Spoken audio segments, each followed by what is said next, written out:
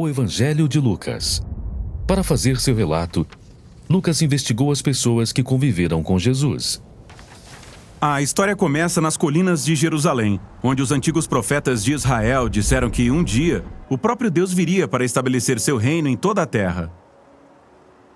Nesta cidade, o templo era administrado pelos sacerdotes, e um deles, chamado Zacarias, estava trabalhando no templo quando teve uma visão que o assustou. Um anjo apareceu e disse que ele e sua esposa teriam um filho. Que história é essa? Bem, Zacarias e sua mulher eram muito velhos, nunca conseguiram ter filhos. Aqui, Lucas faz um paralelo com Abraão e Sara, os grandes ancestrais de Israel, porque eles também eram muito velhos e não podiam ter filhos.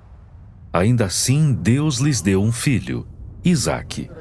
E é assim que a história de Israel começa. Aqui, Lucas está sugerindo que Deus está prestes a fazer, mais uma vez, algo incrível para esse povo. O anjo manda Zacarias dar a seu filho o nome de João. Então ele diz que o filho vai cumprir uma promessa dos antigos profetas de Israel, de que alguém viria um dia para preparar Israel para encontrar seu Deus quando ele chegasse para governar em Jerusalém. Pois naquele momento, Jerusalém estava sendo governada pelos romanos. Isso mesmo, estava sendo governada especificamente pelo rei Herodes, que era um pau-mandado do Império Romano. E os judeus queriam se ver livres dele e governar sua própria terra. Por isso, essa notícia causou grande impacto. Tudo iria mudar. Deus estava a caminho. Mas como ele chegaria? Bem, para descobrir, Lucas nos leva para fora de Jerusalém. E depois, para uma cidadezinha em uma região afastada chamada Galileia. Lá encontramos uma jovem chamada Maria. E ela estava noiva. Então o anjo apareceu a Maria, dizendo que ela teria um filho. Ela deveria chamá-lo de Jesus, que em hebraico significa o Senhor salva. E ele seria um rei como Davi, que governaria o povo de Deus para sempre. Maria pergunta: certo, mas como isso será possível se sou virgem? O anjo conta que o mesmo Espírito Santo que trouxe vida e luz nas trevas em Gênesis capítulo 1, geraria vida em seu ventre.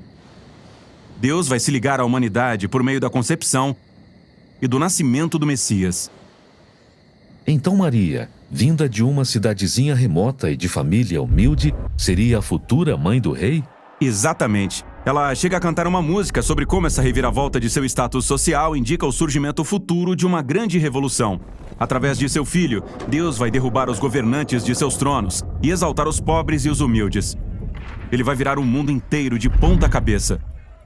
E quando o bebê estava prestes a nascer, Maria e seu noivo José tiveram que ir a Belém. Sim, houve um decreto sobre novos impostos para todo o Império Romano, e todos tiveram que se registrar na cidade de sua linhagem familiar. Havia tantos visitantes em Belém que eles não conseguiram achar um quarto. O único lugar que conseguiram encontrar foi onde os animais dormiam. Perto de Belém, havia alguns pastores com seus rebanhos. Eles levam um susto quando o anjo aparece.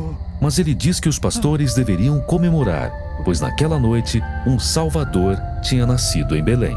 O anjo diz para eles irem encontrar o bebê, e saberiam que era o Messias, porque estaria envolto em um cobertor e deitado em uma manjedoura. Que é um lugar bem sujo. Realmente muito sujo. E esses pastores, que não são lá muito limpos, vão e encontram o recém-nascido Jesus naquele lugar realmente sujo e ficam surpresos. Eles vão para casa pensando, o que será que está para acontecer? Tudo isso é realmente muito estranho. Se Deus está vindo mesmo para salvar o mundo, não é assim que você esperaria que ele chegasse. Nascido em um abrigo de animais, de uma mãe adolescente, celebrado por pastores desconhecidos. Exatamente. Ou seja, na história de Lucas, tudo é retrospectivo e o objetivo é esse. Ele está mostrando como o reino de Deus foi revelado pela primeira vez nesses lugares sujos entre os pobres. Porque Jesus está aqui para trazer a salvação, virando nossa ordem mundial de cabeça para baixo.